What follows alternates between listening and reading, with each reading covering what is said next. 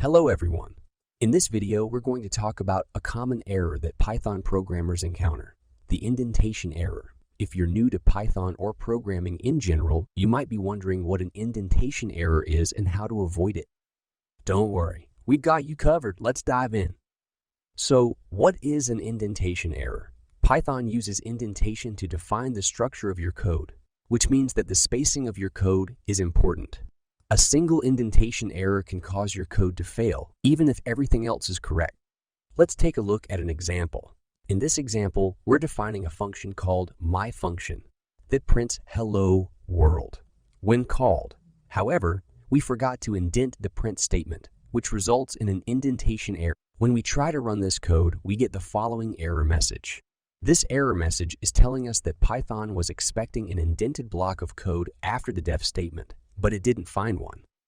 To fix this error, we simply need to add an indentation before the print statement. Now, when we run the code, we get the expected output.